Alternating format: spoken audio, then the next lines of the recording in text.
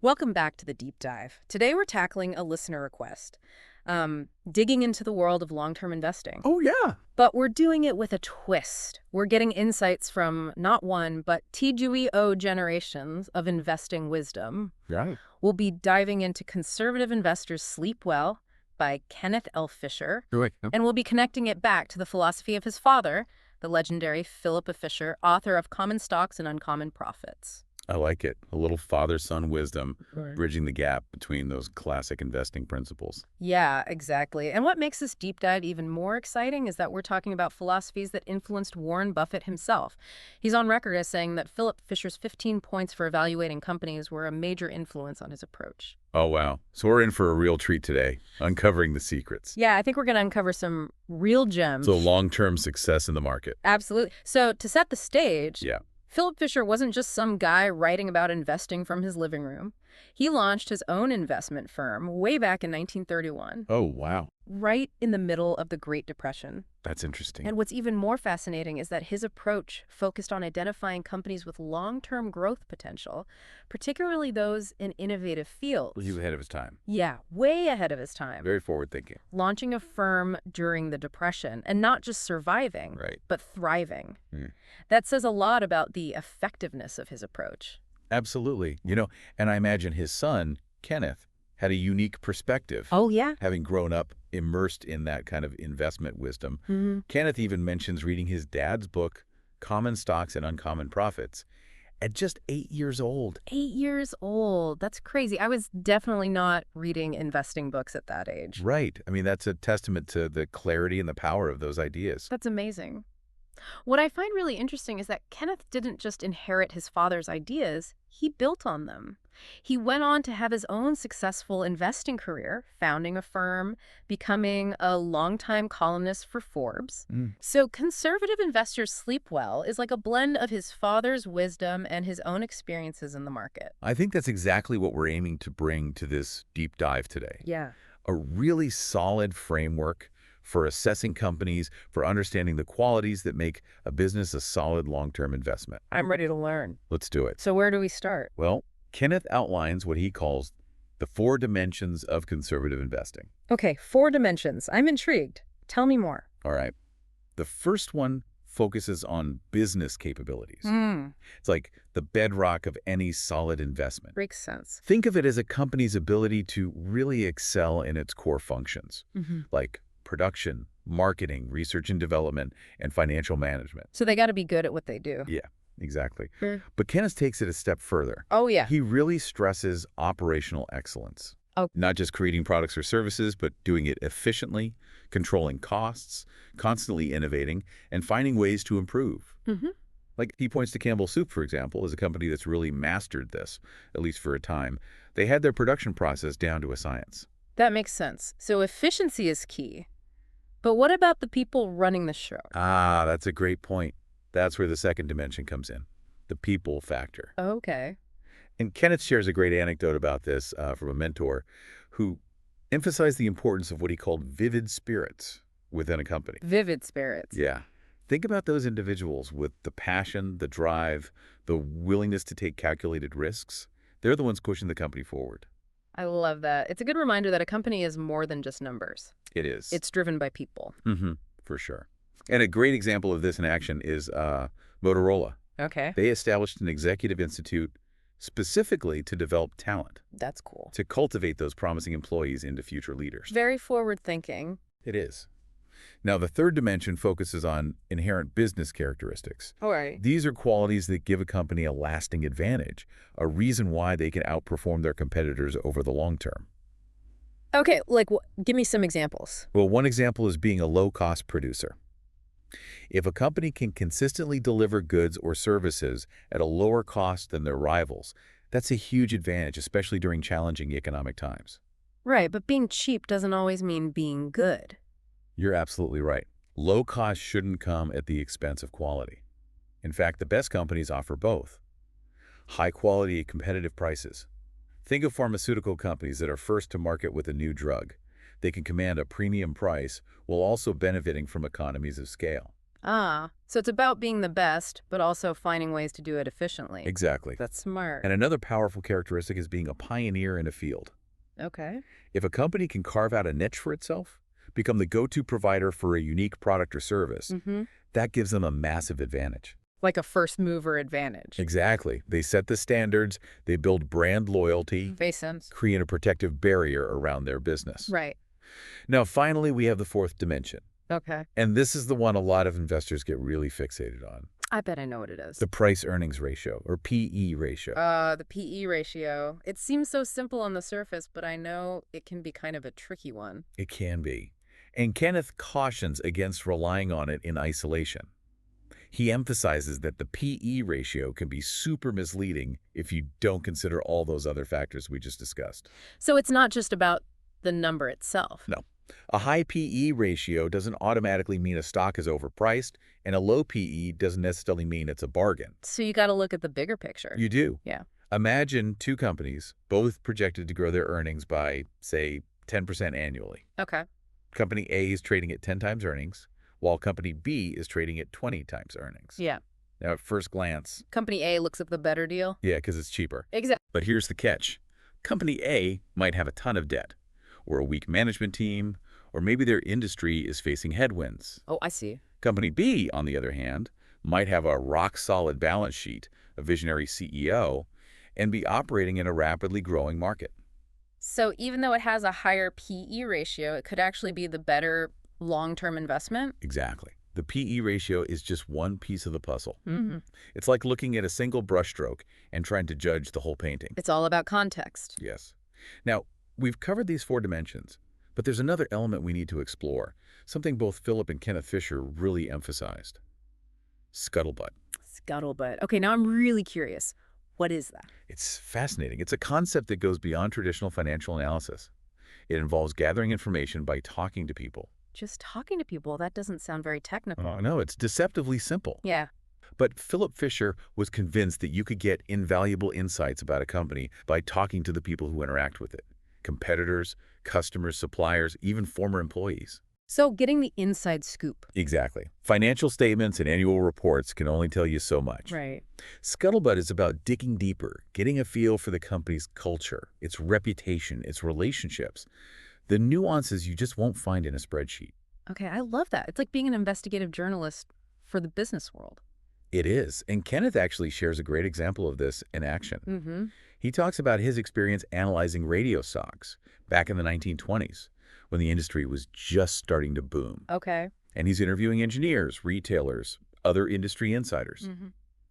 Through those conversations, he realized that a privately held company called Philco was building radios far superior to anything else on the market. They were well-designed, they were durable, had all these features that consumers loved. But because Philco wasn't publicly traded, he couldn't invest in them directly. Right. But the insights he gained through Scuttlebutt helped him evaluate other radio stocks and identify the companies that were poised for success and those that were likely to falter. So even though he couldn't invest in Philco directly, the knowledge gave him an edge Exactly. in understanding the industry. That's the power of Scuttlebutt. It's about piecing together a mosaic of information, Mm-hmm. understanding the broader industry dynamics, Mm-hmm. and identifying those true leaders in the field. It's brilliant. Okay, we've talked about the four dimensions, we've uncovered the power of Scuttlebutt, but now we need to talk about the heart of Philip Fisher's philosophy, Yeah. his famous 15 points for evaluating companies. Gotta dive into those. Those seem like the real roadmap for long-term investors. They are. They're like a checklist Yeah. designed to help you separate the promising companies from the rest. Mhm. But that's a whole other conversation. We're going to unpack them thoroughly in the next part of our deep dive. I can't wait. All right, bring on those 15 points. I'm ready to unlock the secrets to long-term investing success. Okay, let's do it. Philip Fisher's 15 points are like a treasure map, leading you to those companies with real staying power. Okay, a treasure map. I like that analogy. So let's start at the beginning. What's the first point on this treasure map? Point number 1 is all about identifying companies with products or services that have the potential for significant sales growth over at least several years. Okay, so right off the bat, he's emphasizing a long-term perspective. Absolutely. Not just chasing short-term profits. Right, it's about finding those companies that are built to last. Exactly. But sustained growth takes more than just a good product or service, All right? right, it does. Point number 2 gets at that. It asks, does the management have the commitment to continue developing new products or processes, even after the initial success of their current offerings? Ah, so they can't just rest on their laurels. They got to keep innovating. They do. It's about making sure they don't get complacent, that they're always looking for ways to grow and evolve. I imagine that's especially important in today's world. Oh, absolutely. With technology changing so rapidly. Yeah, consumer preferences are always shifting. Exactly. Which leads us to point number 3. How effective are the company's research and development efforts? Okay, so it's not just about spending money on R&D. Right. It's about making sure those investments are paying off. Exactly. Are they translating into tangible results? Are they aligned with market needs? So they're not just throwing money at projects that might not go anywhere. Precisely. Yeah. And, innovation is critical. But point number 4 reminds us that even the most groundbreaking product won't succeed if you can't get it into the hands of customers. Right, you need a good sales and marketing strategy. You do. Fisher emphasizes the importance of a strong sales organization. Makes sense, you could have the best product in the world, Okay. but if nobody knows about it, Right. it's not going to sell. Exactly. Now, points 5 and 6 really zero in on profitability. Okay, the bottom line. Yes. Point number 5 asks, does the company have worthwhile profit margins? It's not just about revenue growth. Right. It's got to be profitable growth. Yeah. Exactly. And point number 6 goes even deeper. Mhm. It asks, what is the company doing to maintain or improve those profit margins? Are they actively trying to become more efficient? Yeah. Are they controlling costs? Are they optimizing their operation? So points 1 through 6 are really about getting a sense of the company's overall operational strength. They are. But we can't forget about the people. The human element. Exactly. That's where points 7 and 8 come in. Okay. Point number 7 asks, does the company have outstanding labor and personnel relations? Ah, so they treat their employees well. They do. Fisher recognized that a happy workforce is a productive workforce. Makes sense. Companies with good employee relations tend to have lower turnover, Yeah. higher morale, Right. better performance overall. Absolutely. And then point number 8 focuses on executive relations. Okay. Is there a culture of trust and respect among the company's leadership? So it's not just about the rank and file employees, but also the dynamics at the very top. Exactly. Are the executives working well together? Is there a shared vision? That's important for any organization. It is. And point number 9 builds on this by looking at management depth. Okay, so are there other talented leaders waiting in the wings? Precisely. Does the company have a bench of future leaders ready to step up when needed? What happens if the CEO retires? Or, I don't know, gets hit by a bus? Exactly. Do they have a succession plan in place? Do they have a deep pool of talent to draw from? That's critical for long-term stability. It is. Now, point number 10 takes a closer look at the company's financial controls. Okay, making sure the books are in order. Yes. It asks, how good are the company's cost analysis and accounting controls? So how well do they track their spending? Exactly. Do they have a firm grasp on their financials? Are they managing their cash flow effectively? Precisely. Now, the first 10 points give us a solid foundation for evaluating a company, Mhm. but the remaining 5 delves into some more nuanced factors. Okay, get into the nitty-gritty. A little bit. Point number 11, for example, encourages investors to look at those industry-specific factors that might give a company an edge. Okay, so understanding the competitive landscape. Yes. Are there any hidden advantages that might not be immediately obvious? Like some unique quirk of the industry that gives this particular company a leg up. Exactly. Now, point number 12 gets at the heart of a company's strategic vision.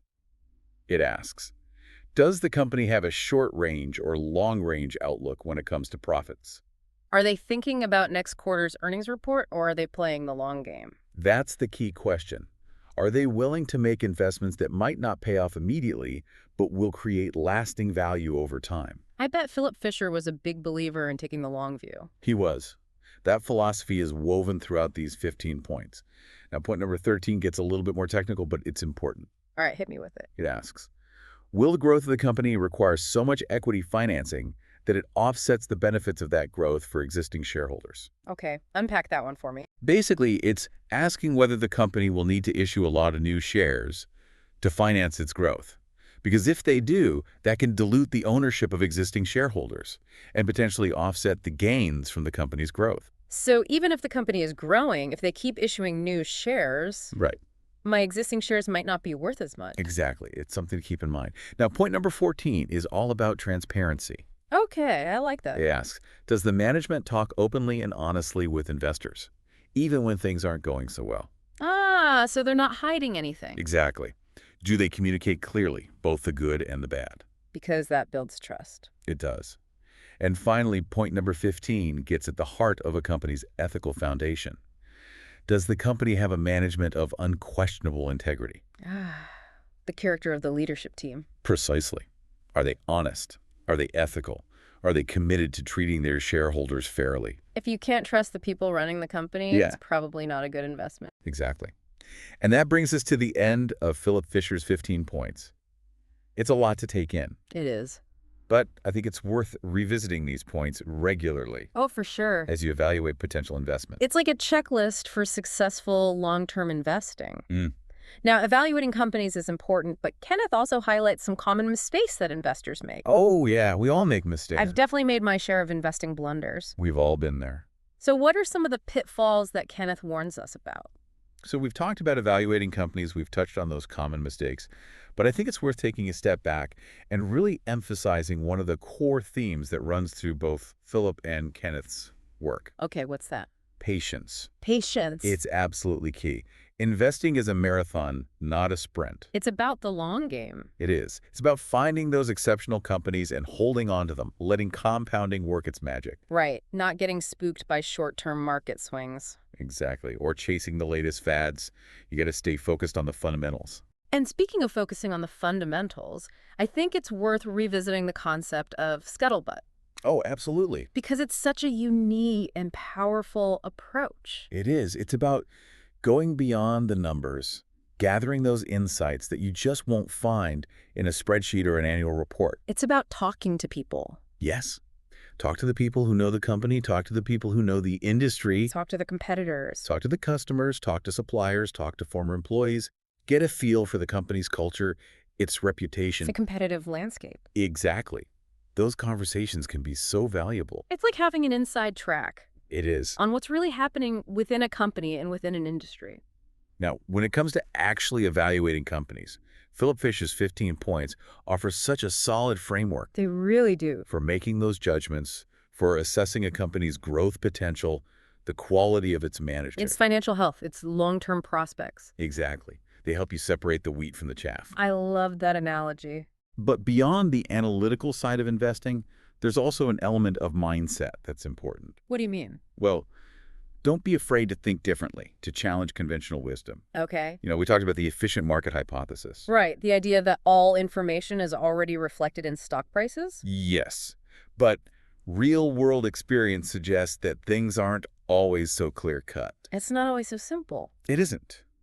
Opportunities exist for those who are willing to think critically and independently. So embrace the challenge. Yes, be curious. Be skeptical. And most importantly, Don't be afraid to be wrong sometimes. that's part of the process. It's how we learn and grow as investors. Absolutely. So, as we wrap up this deep dive, I want to leave our listeners with a challenge. Okay, I like it. Take what you've learned today about the 4 dimensions of conservative investing, about the power of scuttlebutt, about Philip Fisher's 15 points, and apply it to one company that piques your interest. Do your research. Dive deep into their business, their management team, their long-term prospects, and see what you uncover.